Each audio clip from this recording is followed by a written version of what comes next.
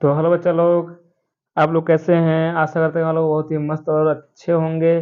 बच्चा लोग, फिर से एक बार आप लोगों का स्वागत है एक नए और मॉडल पेपर में, जो अध्याय नंबर 2 के बाद अब अध्याय नंबर 3 की बारी आ गई है।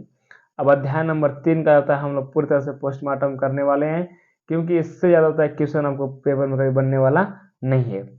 तो बच्चा लोग, आप लोग कहीं ना जाएं, आप लोग होता है इस वीडियो को लास्ट जरूर देखें, क्योंकि आपको होता है इससे ज़्यादा क्वेश्चन आपका जो होता है बोर्ड एग्जाम में कभी भी पूछ नहीं सकता है। इसलिए आप लोग 2024 के लिए एकदम तैयार रहे, क्योंकि आपके पास ज़्यादा समय बचा नहीं है। और ऐसे वीडियो होता है आपको देखना बहुत ही लाभदायक है, क्योंकि आप जान पाएंगे कि हमारे लिए इतना क्वेश्चन बन सकता है, तो उसको तो आप लोग फटाफट हल कर देंगे। यदि ना जानते रहेंगे कौन कौन क्वेश्चन आएगा, तो उसके लिए आप क्या होगा, समस्या खड़ी हो जाएगी। इसलिए हम कह रहे हैं कि आप लोग जो है इस चैनल को सब्सक्राइब कर दीजिए, और साथ में आप लोग हमारा सपोर्ट किया करिए, ठीक है। देखिए, हमारे पास कोई ढेर सुविधा नहीं है कि जो आपको एक ही बार होता है बता दे बढ़िया से। हमारे पास ऐसी व्यवस्था नहीं है जो होता है कि डिजिटल बोर्ड पे सब कुछ बताएं आपको, लेकिन जो भी हमारे पास व्यवस्था है आप लोगों की कृपा से, वो बहुत है हमारे लिए, ठीक है। तो आप लोग बस थोड़ा सपोर्ट और दिखाते रहिए। आप लोगों का सपोर्ट बहुत दिख रहा है, लेकिन फिर भी तो थोड़ा बहुत सपोर्ट आप लोग दिखाते रहिए, और भी शेयर करें चैनल को, ताकि तो अपना बस थोड़ा सा भाई समझ के, चाहे बड़ा भाई समझ के, जोन भी है आपको तुरंत शेयर करिए फटाफट, और तय चैनल सब्सक्राइब कर दीजिए, क्योंकि हम जो है आप लोगों के लिए बहुत ज़्यादा मेहनत करेंगे, क्योंकि आपका पेपर होता है बहुत ही कम, मतलब कम दिन बचा है। इतने दिन तक हम लोग पेपर की तैयारी में धुआंधार गर्दा मचा देंगे। मतलब पेपर इतना एकदम लिख ला कर हम सब कुछ फटाफट देंगे कि एकदम इससे ज़्यादा क्वेश्चन आपका ना आएगा। पहला क्वेश्चन तरफ चलते हैं, जो अध्याय नंबर 3 का होता है मॉडल पेपर है, बहुत ही जरूरी है। ये मॉडल पेपर ना देखा तो समझ लिया आपने कुछ ना देखा। इसलिए इससे ज़्यादा होता है आपका क्वेश्चन कभी आएगा नहीं तीसरा अध्याय से, तो इसको देखना बहुत ही जरूरी है। तो आप लोग जो होते हैं जितने लोग भी आए हैं, ये नहीं कि तय थोड़ा सा देख लिए और तुरंत वीडियो स्किप कर दीजिए, नहीं।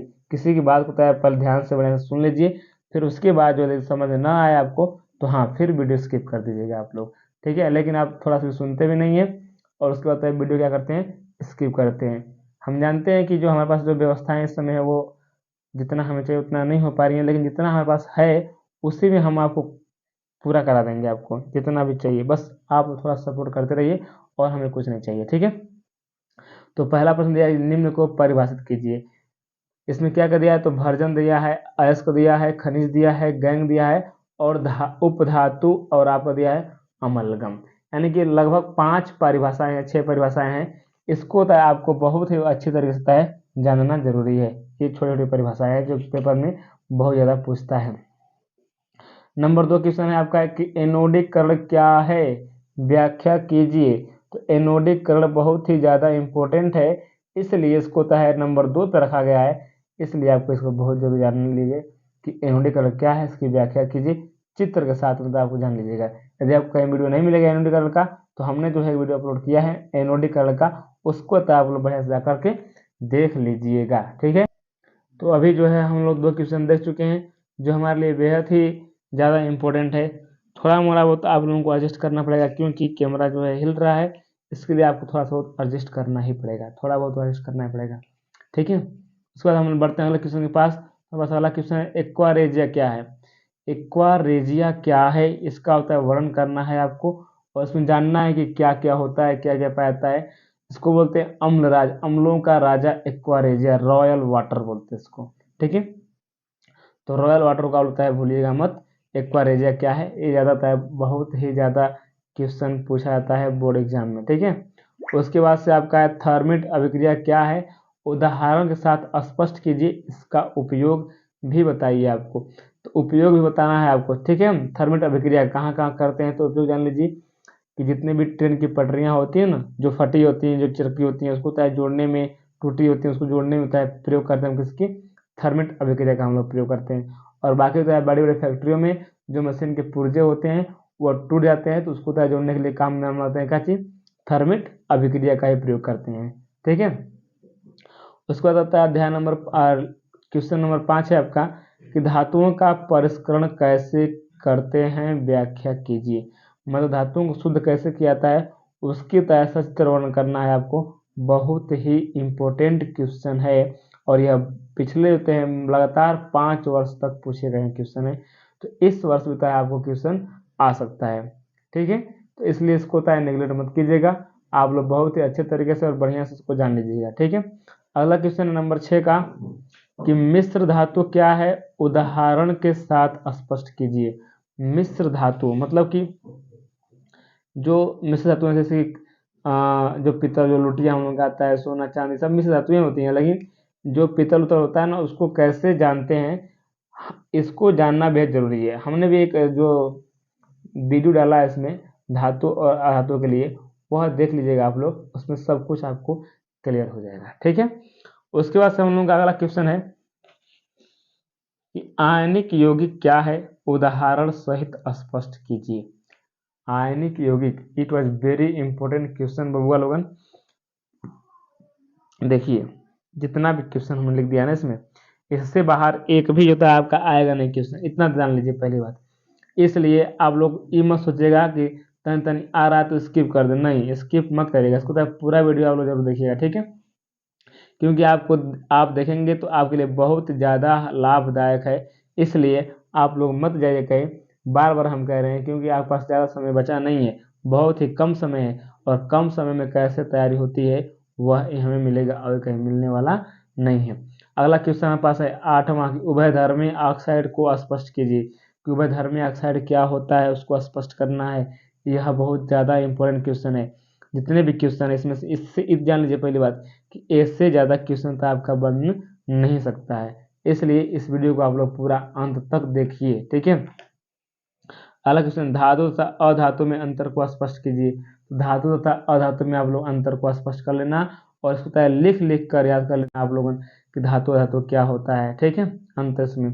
फिर धातु व अधातु के भौतिक गुणधर्म, कौन कौन धातु के होता है गुणधर्म, और कौन कौन अधातु का धातु का होता है, उसको दोनों को गुणधर्म आप लोग लिख लीजिएगा बढ़िया से और याद कर लीजिएगा बढ़िया से, क्योंकि बहुत ही ज़्यादा पूछता है। जब भी पूछेगा आपसे धातु क्या होता है, तो धातु को लिखने के साथ साथ उसका गुणधर्म भी आपको लिखना जरूरी है, ताकि होता है वो जो एग्जामिनर आए ना वो समझे कि हाँ बच्चा पढ़कर आया है, ठीक है।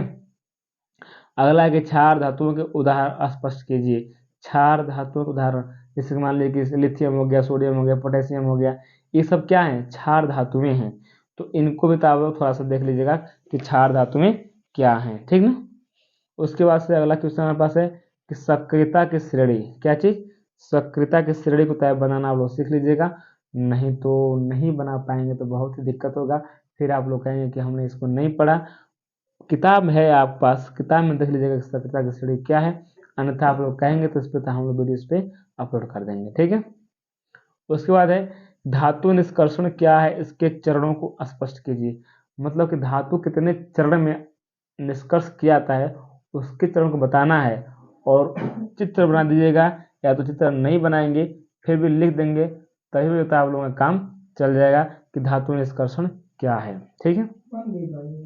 उसके बाद है 14वां जो धातुओं की अधातुओं से अभिक्रिया, मतलब धातु और अधातु आपस में कैसे अभिक्रिया करते हैं, उसको जो है आप लोगों को स्पष्ट करना है कि धातु और अधातु आपस में कैसे अभिक्रिया करते हैं, ठीक है।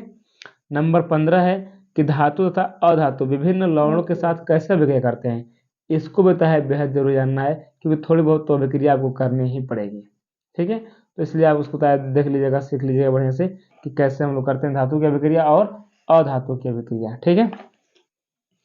उसके बाद निम्नलिखित से क्या तात्पर्य है, निम्नलिखित से क्या तात्पर्य है।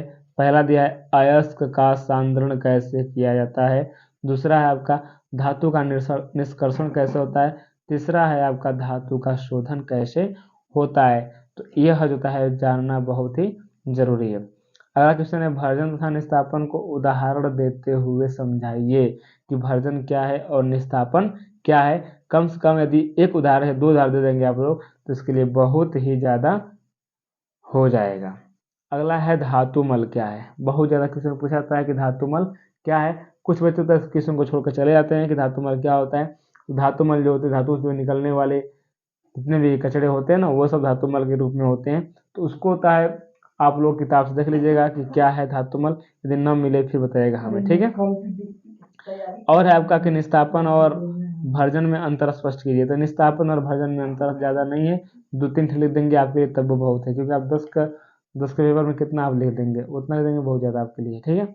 उसके बाद है आपका लास्ट क्वेश्चन, धातु तथा अधातु अम्ल के साथ कैसे अभिक्रिया करते हैं। धातु तथा अधातु अम्ल के साथ कैसे अभिक्रिया करते हैं, तो इसको जानना बेहद हमारे लिए जरूरी है। तो इसको तय जान लीजिएगा आप लोग कि कैसे करते हैं अभिक्रिया। नहीं हो पाएगा तो फिर हमको बताया कि नहीं हो पाया, फिर कराएंगे हम, ठीक है। तो चलो ये 20 क्वेश्चन आप तैयार कर लीजिए। उसके बाद इसके बाद इस जो अध्याय नंबर 3 है, इससे ज़्यादा होता है आपका क्वेश्चन कभी आने वाला नहीं है, इससे ज़्यादा कभी क्वेश्चन आपका पूछ ही नहीं सकता है। तो 20 क्वेश्चन आप लोग अपने बुक में लिख लीजिएगा कॉपी में, ताकि तो आपके लिए बहुत ही इंपॉर्टेंट रहे। उसके बाद से तो आप लोग पूरा बोर्ड पेपर को हल ही करते कोचिंग। तो अभी तीसरे का हुआ है, अभी चौथा पाँचवा ऐसे होता है, वीडियो आपको लिए लाएंगे जो आपके लिए बेहद ही फायदेमंद होगा। तो अच्छा लोग देर ना करिएगा, यदि नए लोग आए हैं तो चैनल सब्सक्राइब कर दीजिएगा, क्योंकि इस समय इतना आप लोग तैयारी कर लेंगे उतना आपके लिए बहुत ही ज़रूरी है, ठीक है। तो फिर मिलेंगे आपको अगले नए ऐसे इंटरेस्टिंग वीडियो के साथ जो मॉडल पेपर रहेगा हमारे लिए, और उससे ज़्यादा क्वेश्चन आपको कभी नहीं बनेगा। तो फिर मिलेंगे आपको अगले नेक्स्ट वीडियो में, तब तक के लिए धन्यवाद, बाय बाय।